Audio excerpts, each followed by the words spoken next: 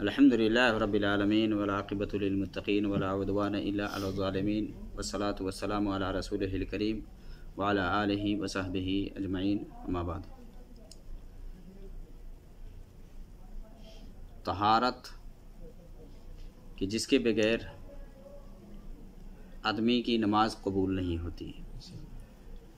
तहारत के सिलसिले में हम कुछ बातें जानेंगे और इसमें ख़ास करके वज़ू, गुस्ल और तयम्मुम का हम तरीक़ा जानेंगे कि गुस्ल का तरीक़ा क्या है, वज़ू का तरीक़ा क्या है, तयम्मुम किस वक्त होता है और तयम्मुम करने का तरीक़ा क्या है। ये सब कुछ बातें हैं जो हम इख्तिसार से जानेंगे, तरीक़ा जानेंगे। तो चूँकि तहारत पे इस्लाम ने उभारा है और कुरान में अल्लाह ताला ने फरमाया है कि अगर जनाबत की हालत में हो तो तहारत हासिल कर लो, वइन कुंतुम जुनबन फत्तहरू। इसी तरह से हदीस के अंदर आता है कि अगर कोई आदमी नापाक है तो बगैर वज़ू बनाए उसकी कोई यानी इबादत या नमाज कबूल नहीं होती। तहारत ये ईमान में से है। अत्तहुर शतरुल ईमान, सफाई तहारत ये आधा ईमान है। तो तहारत दो तरह से है, यानी नापाकी जिसको कह लेना, वो दो तरह की नापाकी है। एक तहारत जो अंदरूनी तहारत है। अंदरूनी तहारत, तहारत पाकी को कहा जाता है, पाकी हासिल करने को तहारत कहा जाता है। अंदरूनी तहारत ये है कि आदमी शिर्क व कुफ्र और ऐसी सिफ़तों से अपने आप को पाक करे जिसे इस्लाम ने बचने को कहा है। एक आदमी अगर कुफ्र पर है, शिर्क पर है, बिदअत करता है तो उसकी वो इबादत कबूल नहीं होती, वो अमल उसका कबूल नहीं होता। इसलिए सबसे पहले आदमी अंदरूनी गलाज़तों को निकाल फेंके, या सिफ़तों के हवाले से मान ग़ीबत करता है, चुगली करता है, इस तरह की जो सिफ़तें हैं इस सब को निकाले। ये तो अंदरूनी तहारत है, इस सब को आदमी अपने अंदर से निकाल दे। ज़ाहिरी जो तहारत है, ज़ाहिरी वो ऊपर से मान ले लिबास को पाक करना, जिस्म को पाक करना, या वो जो नजासत या गंदगी है कि जो नमाज के लिए या इबादत के लिए रुकावट है उसको ख़त्म करना है। तो यहाँ हम कह लेते हैं कि जो ज़ाहिरी तहारत है, अंदरूनी तहारत तो है, मान ले वो ईमान रखता है, उसके अंदर शिरक नहीं है, कुफ्र नहीं है। तो ज़ाहिरी तहारत को हम दो हिस्सों में तकसीम कर सकते हैं, दो तरह की। यानी जिसको हम कह ले कि जिस्म के एतबार से जो नापाकी हासिल होती है ना, उसकी दो किस्में हैं। ये जो नजासत है, नापाकी है, वो दो किस्म की है। एक नापाकी तो वो है कि जिसमें गुस्ल वाजिब होता है, बगैर गुस्ल किए पाकी हासिल कर ही नहीं सकता है। और दूसरी नापाकी है कि जिसमें वज़ू बनाने से पाकी हासिल ले सकता आदमी, जिसमें गुस्ल नहीं है। जिसमें वज़ू है वो उस नापाकी को हम इस हिसाब से जान लेते हैं। मान ले जिसको छोटी नापाकी कहा जाता है या हद से असगर कहा जाता है कि जिसमें गुस्ल वाजिब नहीं होता है। मान ले कि मज़ी खारिज हो जाए, मज़ी आ जाए या वदी आ जाए। मज़ी की शहावत की वजह से जो कतरात आते हैं, लसादार चपकने वाला पानी, ये मनी के अलावा है, ये मज़ी है। तो इसमें क्या है कि आदमी वज़ू बनाएगा, गुस्ल यहाँ नहीं है। मान ले पेशाब पैखाना करता है, नमाज के लिए क्या करेगा, वो वज़ू बनाएगा, यहाँ वज़ू है उसके लिए। लेकिन कुछ काम ऐसे हैं कि जहाँ गुस्ल वाजिब होता है, पूरे जिस्म को धुलना होता है, पूरे जिस्म को। मिसाल के तौर पर आदमी जुम्बी हो जाता है, जुम्बी।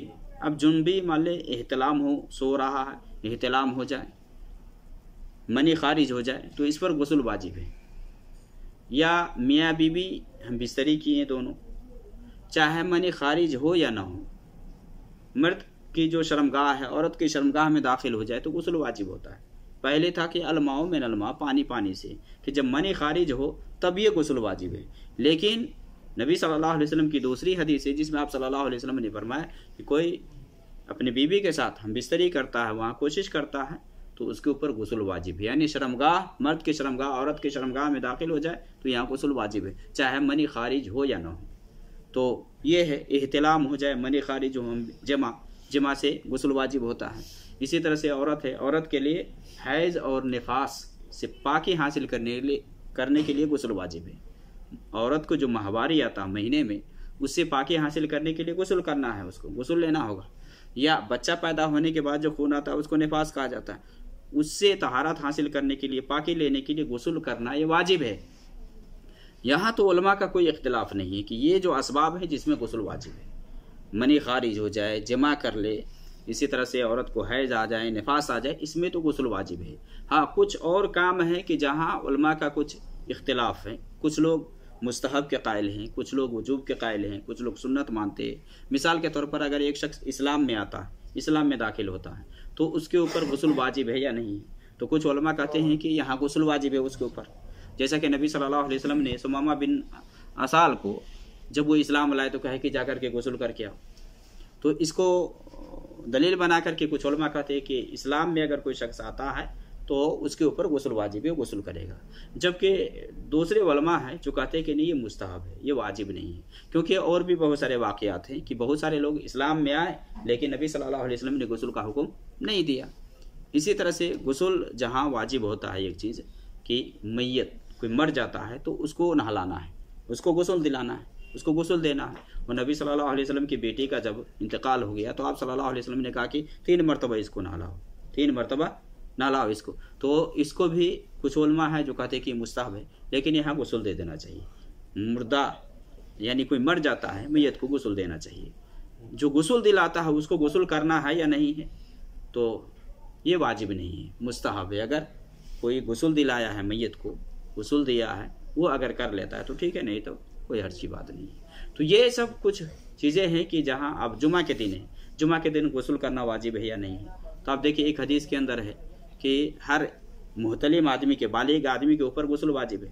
تو یہاں کچھ علماء ہیں جو وجوب کے قائل ہیں کہ جمعہ کے دن ہر بالغ پہ غسل واجب ہے، جبکہ دوسرے علماء ہیں جو کہتے ہیں کہ نہیں مستحب ہے جمعہ کے دن غسل کرنا۔ تو یہ سب اختلافی ہے، اگر کر لیتا آدمی تو بہتر ہے، لیکن جہاں اختلاف نہیں ہے غسل کے سلسلے میں وہ ہے کہ احتلام ہے، احتلام آ گیا ہے، یا بیوی سے ہم بستری کیے اس نے جمع کیا ہے، یا حیض آ جائے، نفاس آ جائے، تو اس سب سے طہارت کے لیے غسل لینا یہ واجب ہے۔ یہ جس کو کہہ لے کہ یہ غسل کی وجوب کو کرنے والے کام ہیں، جس کی وجہ سے غسل واجب ہو جاتا ہے۔ وضو سے بھی طہارت حاصل کیا جاتا ہے۔ مان لے چھوٹی ناپاکی ہے تو آپ وضو بنا کر کے پاکی حاصل کر سکتے ہیں، نماز پڑھ سکتے ہیں۔ وضو کا طریقہ کیا ہے؟ اور دیکھیے یہاں ایک چیز میں بتا دوں، چونکہ لوگوں میں بہت ساری باتیں یہ مشہور ہوتی ہیں کہ جس کی کوئی دلیل نہیں ہوتی ہے، بے بنیاد ہوتی ہے۔ ہوا خارج ہو جائے، ہوا خارج ہو جائے تو ہوا خارج ہونے سے استنجا کرنا یہ ضروری نہیں ہے۔ بہت سارے لوگ اس کو واجب سمجھتے ہیں کہ ہوا خارج ہو جائے تو استنجا کرو گے تب یہ وضو بناؤ گے، تو ایسا نہیں، یہ سب بدعت ہے۔ علماء نے اس کو بدعت کہا، ایسا نہیں ہے کہ ہوا خارج ہونے سے آپ کو ٹوائلٹ میں جانا ہوگا، صاف کرنا ہوگا، تب یہ جا کر کے آپ وضو بنائیں گے، نہیں۔ جہاں صفائی کی بات آتی ہے، مان لے آدمی قضاء حاجت کرتا ہے، وہاں پانی سے دھو لے گا، صرف ہوا خارج ہی سے اس کو استنجا کرنا یہ ضروری نہیں ہوتا ہے۔ اگر کر لیتا ہے وہ الگ بات ہے، لیکن کہ ہوا خارج ہو جائے تو لہٰذا آپ کو حمام میں جانا پڑے گا، یا وضو بنانے کے لیے جا رہے تو آپ کو استنجا کرنا ہی ہوگا، تو ایسا نہیں ہے، ایسا نہیں ہے۔ تو وضو بنانے کا طریقہ کیا ہے، وضو کا طریقہ کیا ہے؟ تو اس سلسلے میں نبی صلی اللہ علیہ وسلم کے بارے میں جیسا کہ حضرت علی سے بھی ثابت ہے، اور اسی طرح سے حمران جو کہ عثمان رضی اللہ تعالیٰ عنہ کے مولا تھے، وہ بیان کرتے ہیں کہ عثمان رضی اللہ تعالیٰ سے، بخاری مسلم کی حدیث ہے کہ حضرت عثمان رضی اللہ تعالیٰ عنہ نے پانی منگوایا، وضو کے لیے پانی منگوایا، تو سب سے پہلے انہوں نے دونوں ہاتھوں کو کلائی تک 3 دفعہ انہوں نے دھولا، 3 مرتبہ، پھر پانی لے کر کے، اور چونکہ یہاں دیکھیے وضو کے سلسلے میں قرآن میں اللہ تعالیٰ نے فرمایا یا ایھا الذین آمنوا اذا قمتم الی الصلاۃ فاغسلوا وجوہکم وایدیکم الی المرافق وامسحوا برؤوسکم وارجلکم الی الکعبین۔ یہ وضو کے اندر یہ چیز جس کو علماء واجب گردانتے ہیں، یہ قرآن میں اللہ نے ذکر کیا ہے، یا ایھا الذین آمنوا اذا قمتم الی الصلاۃ فاغسلوا وجوہکم۔ کیا ایمان والو جب نماز کے لیے کھڑا ہو تو چہرے کو دھو لو، چہرہ کو دھل لو، وجوہکم وایدیکم الی المرافق، اور ہاتھ کو کہنیوں سمیت میں، وامسحوا برؤوسکم، اور اپنے سر کا مسح کرو، وارجلکم الی الکعبین، اور پیروں کو کہاں تک؟ टखनों तक धुलो, टखनों तक। ये इसमें 4 चीज़ का जिक्र है। फगसिलू वजूहकुम व अयदियकुम वमसहू बिरुऊसिकुम वर्जुलकुम इलल कअबैन। ये 4 चीज़ें हैं। तो वज़ू का जो तरीक़ा है, जैसा कि हज़रत उस्मान रज़ियल्लाहु ताला अन्हु मंगवाए, तो इसमें चूँकि अब रिवायत में जाएंगे तो किसी में कुछ और का जिक्र है। इख्तिसार से इतना जान ले कि सबसे पहले आप वज़ू बनाते हैं तो आप नियत रखें। कोई भी अमल काम आप करते हैं तो उसके लिए आप नियत करें। इन्नमल अमालु बिन्नियत। दिल में इरादे को नियत कहा जाता है, जो आप ठानते हैं। तो तहारत की नियत है, वज़ू बनाने जा रहे हैं तो इसकी नियत हो। उसके बाद जा कर के आप बिस्मिल्लाह कहें। बिस्मिल्लाह करके दोनों हाथ 3 मरतबा कलाई तक धो लें। 1 मरतबा का भी जिक्र हदीस के अंदर मिलता है। 1 मरतबा तो धोना ही धोना है, पानी पहुँचाना ही है। 2 मरतबा का भी जिक्र मिलता है और 3 मरतबा ज़्यादा से ज़्यादा है। हाँ, अगर 3 से ज़्यादा कोई करता है तो हदीस के अंदर आता है कि वो ज़्यादती करता है। लेकिन इसका मतलब ये नहीं कि अगर 3 मरतबा में आज़ा अगर ना भीगे तो आप चौथी मरतबा नहीं कर सकते, तो ऐसा नहीं है।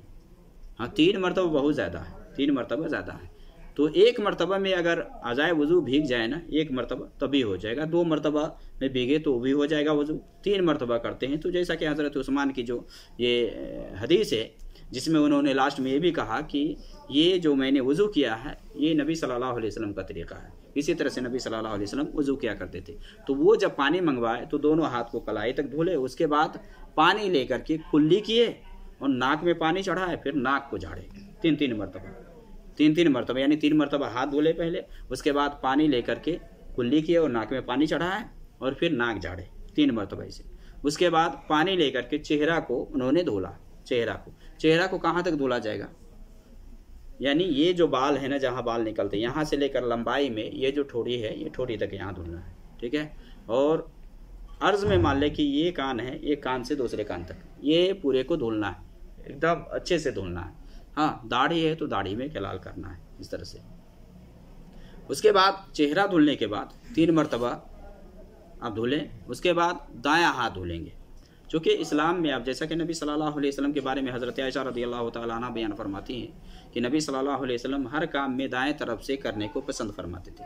फ़ी तरजुलिही व तनाउलिही व फ़ी शानिही कुल्लिही, कि जूता पहनने में, कंघी करने में, हर काम में नबी सल्लल्लाहु अलैहि वसल्लम दाएं तरफ से शुरू करते थे। तो चेहरा धुलने के बाद दायां हाथ को धुलेंगे। और कुरान में जैसा कि अल्लाह ताला ने तरतीब जिक्र किया है ना, इसलिए उलमा कहते हैं ये तरतीब वार धुलना है। पहले चेहरा धुलेंगे, उसके बाद हाथ धुलेंगे। या अय्युहल्लज़ीना आमनू इज़ा कुमतुम इलस्सलाति फ़ग़सिलू वजूहकुम व अयदियकुम। चेहरा का जिक्र किया है, उसके बाद हाथ का जिक्र किया है। तो हाथ धुलेंगे, उसके बाद सर का मसा करेंगे। तो दायां हाथ धुलेंगे कहूनी समेत में। कहूनी तक का मतलब ये नहीं कि आप यहीं तक धुले, नहीं, ये भी साथ में है, ये साथ में। और जगह सूखी ना रहे, कहीं भी जगह सूखी नहीं रहे। 3 मरतबा दायां हाथ धुलेंगे, उसके बाद बायां हाथ धुलेंगे 3 मरतबा दायां हाथ धुलने के बाद। उसके बाद सर का मसा करेंगे। सर का मसा का तरीका है कि पानी लेकर के हाथ को अबतर कर लें, पानी फेंक दें। उसके बाद आगे यहाँ जहाँ बाल है वहाँ से लेकर के आप पीछे ये गुद्दी तक लाएं और फिर वहाँ से आप आगे लाएं जहाँ से आपने शुरू किया। ये मसा का तरीका है, जैसा कि हज़रत उस्मान ने ऐसा किया और दूसरी हदीस के अंदर है। तो आगे से आप ले जाएंगे, फिर ये पीछे और पीछे से आगे लाएंगे। औरत का यहाँ मसला आता है कि औरत के बाल चूँकि लंबे होते हैं तो क्या करेगी, कहाँ तक वो मसा करेगी। तो बाल लंबे हो, चाहे मर्द, बहुत सारे मर्द हजरात भी बहुत लंबे लंबे बाल लगते हैं, तो यहाँ जो गुद्दी है ना, गुद्दी तक लाने का सिर्फ जिक्र मिलता है। चाहे बाल बड़े हो छोटे हो, ऐसा नहीं है कि किसी का बाल अगर मान ले पीठ पे लटक रहा है तो वहाँ तक जा करके मसा करेगा, तो ऐसा नहीं है, ऐसा नहीं है। चाहे मर्द हो या औरत, हर एक के लिए है कि आगे से शुरू करे और पीछे गुद्दी तक ले आए, पीछे से फिर आगे ले आए जहाँ से शुरू किया है। उसके बाद दोनों शहादत की उंगली दोनों कान के सुराखों में डालकर, ये जो सुराख है देखिए, ये सुराख है, इसमें घुमाएं ये, और फिर ये जो इसमें निशान बने हुए हैं ऐसे ला करके फिर अंगूठा से कान के ऊपर ऐसे घस दे। उसी पानी से जो सर से आपने किया है, अगर अलग से अगर लेते हैं, मान ले खुश्क हो गया पानी तो अलग बात है, वरना उसी पानी से जिसे आपने सर मसा किया है उसी से आप कान का भी मसा कर सकते हैं। उसके बाद अब यहाँ बहुत सारे लोग गर्दन मसा करते हैं। गर्दन के बारे में कोई सही रिवायत नहीं, गर्दन मसा के बारे में नहीं आता है, क्योंकि हदीस के अंदर क्या है, और कुरान में अल्लाह ताला ने वमसहू बिरुऊसिकुम, सर का जिक्र किया है, उनको का जिक्र नहीं किया है गर्दन का, कि गर्दन पे भी मसा करो। तो गर्दन के बारे में जो रिवायत पेश की जाती है लोग करते हैं, ये सही नहीं। अच्छा, उसके बाद दायां पैर टखनों तक धुलेंगे, बाएं हाथ की जो उंगली, अच्छा बीच में जब हम जैसे हाथ धुलते हैं तो उस वक्त खिलाल करना है सही से, समझ रहे हैं ना, ये ध्यान में रहे। हाथ बाएं हाथ की जो छोटी उंगली है ना, इसको आप मान ले पैर की उंगलियों में दाखिल करके अब इस तरह से पानी पहुंचाएं, जगह खाली न रहे। आमतौर से एड़ी सूखी रह जाती है इधर पीछे, तो नबी सल्लल्लाहु अलैहि वसल्लम ने फरमाया कि वैलुल लिल अक़ाब, एड़ी वालों के लिए क्या है, जहन्नम है। इसलिए ध्यान देना चाहिए कोई भी जगह सूखी न रहे। तो दायां पैर को धुलेंगे, उसके बाद बायां पैर को धुलेंगे, बायां पैर को धुलेंगे, दायां पैर धुलने के बाद उसके बाद उज़ुबात की जो दुआ है वो दुआ पढ़ लें, अशहदु अल्ला इलाहा इल्लल्लाहु वहदहु ला शरीका लहु व अशहदु अन्ना मुहम्मदन अब्दुहु व रसूलुहु, ये दुआ पढ़ ले, ये वुज़ू हो गया। ये वुज़ू का तरीका है इख्तिसार के साथ। गुस्ल में जब जाते हैं तो गुस्ल कैसे करेंगे? अब गुस्ल के सिलसिले में हम कह लेते हैं यहाँ कि गुस्ल दो तरह का होता है, दो तरह का। एक तो गुस्ल मुजज़ी है, यानी ऐसा गुस्ल है जो आपको किफ़ायत कर जाएगा, जिससे तहारत हासिल हो जाएगी, बाकी आप उस तरह से ले सकते हैं। वो इस तरह से है कि आदमी मान ले कुल्ली कर ले, नाक में पानी चढ़ाए और उसके बाद पूरे जिस्म पर पानी बहा ले, पूरे जिस्म पर पानी बहा ले। ये गुस्ल मुजज़ी है, ये गुस्ल किफ़ायत कर जाएगा कि कुल्ली कर ले, नाक में पानी चढ़ा ले और पूरे जिस्म को आप पूरे जिस्म पे पानी बहा लें, या आप गुस्ल कर लें या नहा लें, ये हो गया ये गुस्ल। लेकिन जो गुस्ल कामिल है, जो सुन्नत से साबित है, और इसी को अपनाना चाहिए आदमी को, यही तरीक़ा लेना चाहिए जो नबी सल्लल्लाहु अलैहि वसल्लम से साबित है। जो गुस्ल के बारे में आप सल्लल्लाहु अलैहि वसल्लम के बारे में हज़रत आयशा और इसी तरह से मैमुना वगैरह की जो हदीस है, जिसमें कि गुस्ल आदमी कैसे करेगा। अगर मान ले एक आदमी नापाक है, जनाबत लायक है, इहतिलाम हुआ है, बीवी से हम बिस्तरी की है, या एक औरत है, चूँकि औरत बहुत सारी बातों में आप शक में मुब्तला हो जाती है कि जनाबत का गुस्ल अलग है, हैज़ का गुस्ल अलग है, निफास का गुस्ल अलग है, तो नहीं, हैज़ निफास जनाबत सब का गुस्ल का तरीक़ा सेम है, सब का गुस्ल का तरीक़ा सेम है। हाँ, जनाबत है लाहिक, सबसे पहले आदमी क्या करेगा कि गंदगी नजासत हाथ पे पानी लेकर के मान ले कि हाथ धुले, हाथ धुलने के बाद नजासत साफ करे, शैम्पू या साबुन वगैरह उसे सफाई कर ले, और उसके बाद क्या करे, वज़ू बनाए, जैसे कि नमाज के लिए वज़ू बनाया जाता है। जैसा कि हज़रत आयशा रज़ियल्लाहु तआला अन्हा बयान फरमाती है कि नबी सल्लल्लाहु अलैहि वसल्लम वज़ू किए जैसे कि नमाज के लिए वज़ू बनाया जाता है। दूसरी रिवायत के अंदर है कि नबी सल्लल्लाहु अलैहि वसल्लम पहले पानी लेकर के हाथ धुले और उसके बाद गंदगी साफ़ किए, गंदगी साफ़ करने के बाद फिर आप वज़ू बनाएं। वज़ू कैसे बनाया जाता है, मतलब कि कुल्ली करते हैं, नाक में पानी चढ़ाते हैं, चेहरा धुलते हैं, चेहरा धुलने के बाद हाथ धुले, दायां हाथ फिर बायां हाथ। अभी वज़ू का तरीका बताया गया, सेम वही तरीका है, कोई नया तरीका यहाँ नहीं है। हाँ, यहाँ है कि सर का मसा आदमी न करे, सर का मसा न करे, और पैर भी न धुले, इसमें पैर भी न धुले। अगर कोई धुल भी लेता है तो मसला नहीं है, क्योंकि हज़रत आयशा की रिवायत है, उसमें है कि नबी सल्लल्लाहु अलैहि वसल्लम ने नमाज की तरह से वज़ू किया। दूसरी रिवायत की मैमुना वगैरह रज़ियल्लाहु तआला अन्हा की हदीस में है कि नबी सल्लल्लाहु अलैहि वसल्लम ने पैर बाद में धुला, पैर आपने बाद में धुला। तो सर का मसाब यहाँ क्या है कि आप मान लें चेहरा धुल लेते, हाथ धुल लेते, हाथ धुलने के बाद अब क्या करेंगे कि पानी लेकर सर पर 3 चुल्लू पानी रखिए और बालों के जड़ों में खिलाल करिए सही से, एकदम मजबूती से, कि जड़ों तक पानी पहुँचे। उसके बाद ये होने के बाद दाएं तरफ पानी रखिए 3 चुल्लू, उसके बाद बाएं तरफ 3 चुल्लू और पूरे जिस्म पे पानी बहा लीजिए।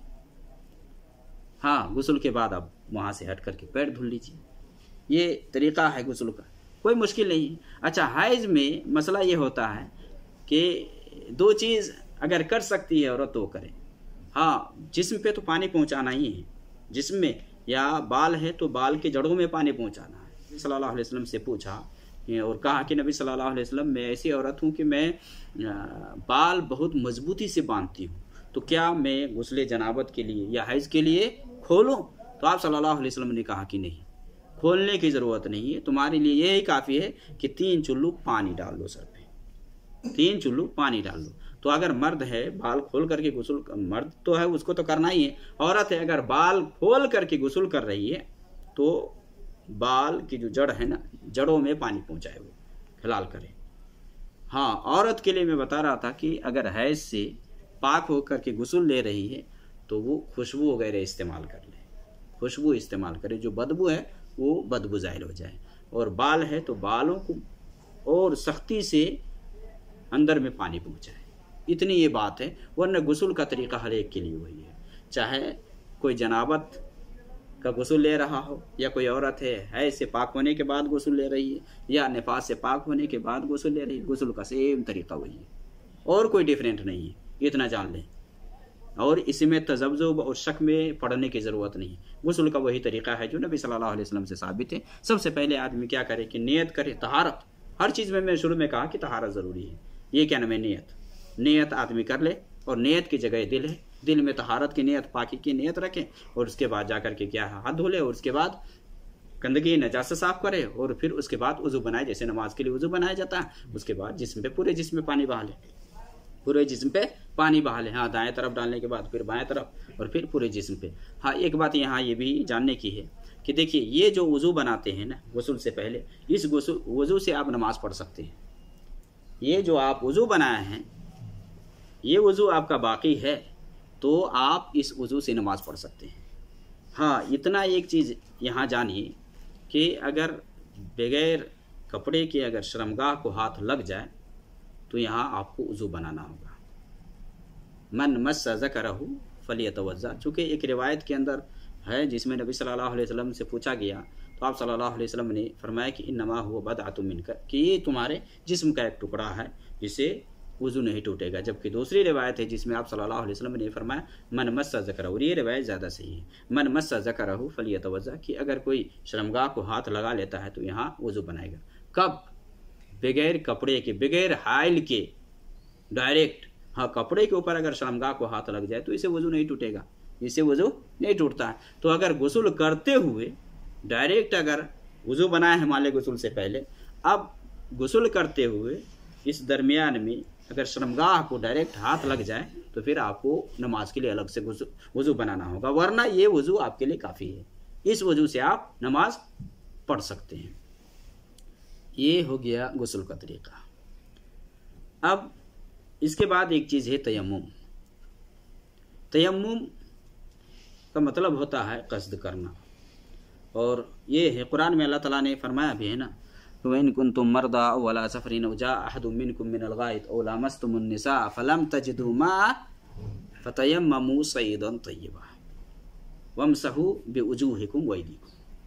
اب اللہ تعالیٰ نے فرمایا ہے کہ اگر کوئی شخص تم میں سے بیمار ہو جائے، یا سفر میں ہو، یا کوئی پیشاب پیخانہ کر کے آیا ہو، قضاء حاجت سے فارغ ہو کر کے آیا ہو، یا اپنی بیوی سے ملا ہو اور پانی نہ پائے، فلم تجدوا ماء فتیمموا صعیدا طیبا، آپ نے فرمایا کہ پاک مٹی کا قصد کرو، یعنی اسے تیمم کر لو۔ اور تیمم میں کیا اللہ نے فرمایا، کیا فامسحوا بوجوہکم وایدیکم، چہرہ اور ہاتھ کو مسح کر لو، چہرہ اور ہاتھ کو۔ تو تیمم کب ہے؟ یعنی پانی کی عدم موجودگی میں آپ تیمم کر سکتے ہیں۔ تیمم پانی ہوتے ہوئے آپ تیمم نہیں کر سکتے ہیں، تیمم پانی کی موجودگی میں نہیں کر سکتے۔ ہاں کچھ حالات ہیں کہ مان لے پانی استعمال کرنا آپ کے لیے خطرہ ہو، جسم کے لیے خطرہ ہو، یا آدمی بیمار ہے، بیماری میں بڑھنے کا یعنی بیماری بڑھنے کا خدشہ ہے، تو ایسی صورت میں وہ تیمم کرے گا، پاک مٹی سے تیمم کرے گا۔ یا مان لے کہ اتنا ہی پانی ہی کہ صرف پینے کے لیے، اگر پی لیتا ہے، وضو بنا لیتا ہے تو پینے کے لیے پانی نہیں رہے گا تو وہاں تیمم کرے گا آدمی۔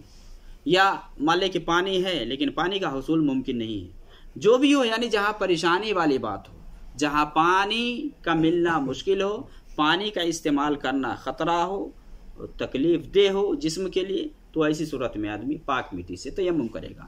اور مٹی میں جو بھی آتا ہے، ریت ہے، رمل ہے، جو بھی ہے، پاک مٹی ہے، تو اس سے آدمی تیمم کرے گا۔ کیسے تیمم کرے گا؟